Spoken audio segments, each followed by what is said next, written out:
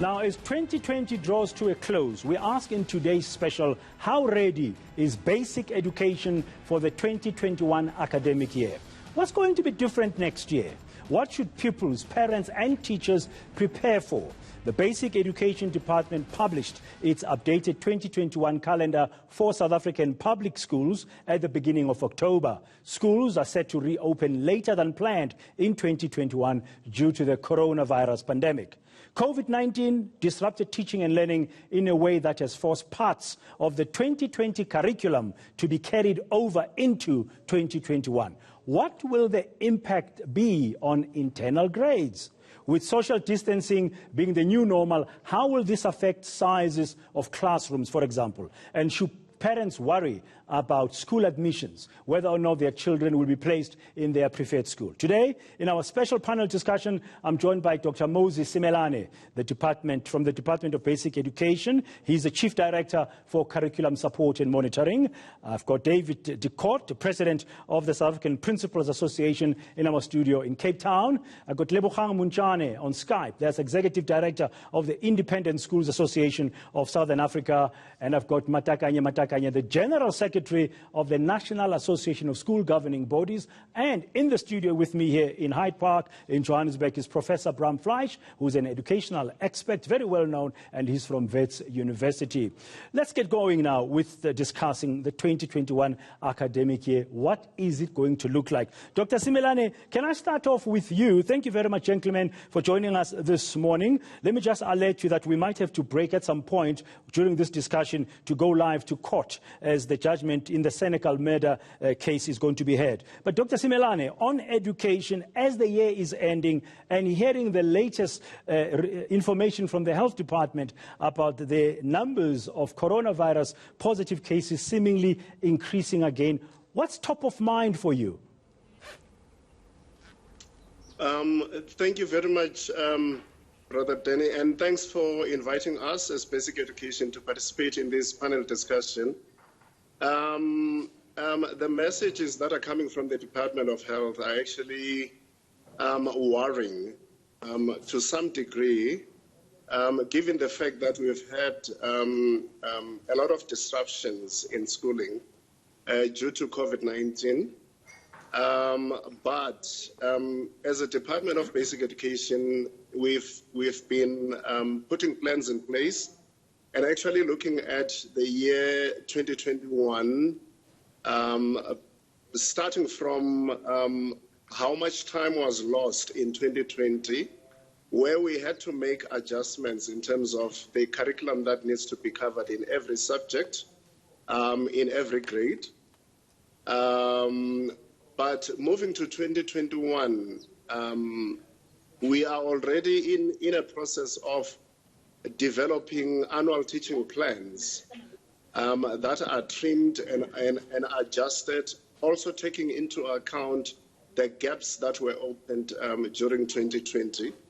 So the plans are afoot. So by end of November, we'll have covered all the grades from grade R to grade 11 in terms of the curriculum that needs to be implemented next year. But to start off the year, our plan is to do sort of a baseline assessment to try and establish the gaps that were opened during the disruptions that we have seen in 2020.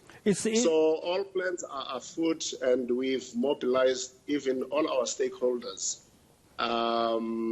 including our social partners, our teacher unions, to participate in the restructuring of the curriculum in such a way that the focus will be on core content that needs to be covered. I guess, thank you, brother. Yeah, I guess, Dr. Simelane, curriculum is just one of the aspects that will be concerning your stakeholders. Ntate Matakanye, when you hear Dr. Simelane saying plans are afoot and there's going to be a restructuring of the curriculum, what else for you as we're ending 2020 and now the Department of Basic Education preparing for 2021, what else for you is important to address? Thank you very much, Tate Moyane. What really worries us most as the gap that has been created by this pandemic among the poorest of the poor, the working class, the rural, the deep rural, the township children, because the rich schools never lost any time since the 18th of March, when the president declared the school to be closed. To date, they lost nothing. But it is worse with the categories of children that I've mentioned. And that worries us well. You know, even by next year, the categories of children that I've talked of, they will never make any catch-up. Because some of them really are going to pass this year, and I don't know how are they going to do it in the universities. Now, we really do not want to be seen blaming the Department of Education and to say they're supposed to have made plans. We just seem to have lost Matakanya there. You were making a point that you don't want to blame the Department of Education. Hopefully we get your connection back. But then we bring the headmasters here. David, you represent the Association of South African Principals. You are headmasters. You've heard Dr. Simelane when we start this discussion saying plans are food, there'll be more consultation, but the situation is worrying. What's top of mind for you? So, Dan, thank you for the opportunity. So as far as the principals on the ground are concerned, the real issue going in, well, curriculum is a big deal, of course, because a lot of the work is scaffolded. So you'd have, for instance, maths. You know, there's certain work you have to do before you can build on it. So that would be a challenge. But the point I would like to make is around the academic discipline of the children. I think every single school across the country is going to have to restart what I would call academic program next year, because the children have struggled with the lockdown. Some children have been able to work remotely, but most children haven't had that opportunity. So there have been large amounts of time where they haven't done any work and they've got out of the habit of working. And now that we have the children back at school, we're just seeing how hard it is to get them back into the discipline of regular daily work and even engaging properly for the whole lesson in class. So I think that's going to be the big challenge on the ground, is to get the children to actually re-engage with the work and redevelop that sense of self-discipline required to work independently and at home when they do their homework. Now, Lebogang, you heard Matakanya saying that private schools, they don't seem to have missed a bit. Is that the case? And what's top of mind for you on the independent school side as 2020 is ending and preparations really now should have begun for 2021? Yes, thank you. I think that what we are relieved for as the SASA and our member schools is that it is true that many of our schools were able to actually complete the academic year on time. And I think that when he was talking about, he was talking about well-resourced schools, because some of our public counterparts also were able to move quite swiftly to remote learning, and we've learned quite a bit. And I think that we now know that this is our new normal. So I think that next year we are going to have all our systems in place. I think enrollments in schools and social distancing is now something that we understand. And we also know how now to intervene both in terms of remote learning and in contact learning and combining the two. So I think that we are really pleased that as a sector, that 2021 will be really well prepared to face the academic year. Even your not so well-resourced independent schools? Exactly, because what they did also is that they distributed worksheets sometimes when they delivered groceries and food parcels to some of their pupils. They really were quite innovative. They used WhatsApp, SMS to deliver teaching and learning materials. And as a result, parents have actually come to the party, even though under very tough economic conditions, many parents are actually making sure that they're paying their school fees. because of the delivery, even at low-fee independent schools. Okay, Professor Fleisch, good morning. Thank you for coming into the studio. You've been sitting here quietly. You've had the four gentlemen so far, and you've got very interesting views as an expert, and I've read some of them about our education system. When you hear that, just so focusing on the end of 2020 academic and the big plans for 2021, have we lost a generation of schooling, of learners in terms of, do we have the lost COVID-19 generation, so to speak? Because from what I'm hearing, not everything was completed. So I think it's mistaken to suggest that there's been a lost generation. I think there has definitely been substantial loss of learning. I think it's important now to focus on learning. That's the key word. And we need to understand, I think the Department of Basic Education is putting in plans a process where we'll assess learners. We need to know precisely what the learning situation is across the grades and across the schools. But it is a reality that there's a bulk of pupils, learners, who did not do any learning at all since March. No, absolutely. And so are those not lost? Have they not lost something? There's no doubt they've lost considerable time, and that their learning is substantially below or further back than we had anticipated. What's crucial in order to address that issue is to understand where they are and tailor the teaching to where the kids are rather than necessarily to some arbitrary curriculum benchmark. So the crucial issue for us now is first to understand where the learners are actually, and then begin to address it by tailoring teaching and learning to meet the needs of kids' actual learning levels. That's going to be a crucial part of the challenge that we need to go forward. Have we lost a generation? Certainly not. Can we do better to address the gaps, the learning loss that is part of the 2020 year? We certainly can. But the first and most important thing is to understand where kids are. So, for example, in grade 3, children are expected to be able to read fluently in their home language and the first additional language. We need to know how many kids are actually at the minimum benchmark. We also know, for example, for grade 6, children are expected to be able to do addition and subtraction of fractions with different denominators. We need to know, are they there? What proportion of children are behind in specific schools, and address those specific learning contexts. Prof. Fleisch, you make a good point. We haven't lost a generation, but there's an issue of learning. Dr. Simelane, I'm hoping you were able to hear the couple of the other inputs. I mean, because you are on Skype, then there could be some connectivity issues. Professor Fleisch here says that we haven't lost a generation, but there are gaps in learning. We need to address that. You said plans are afoot to address curriculum and other things for next year.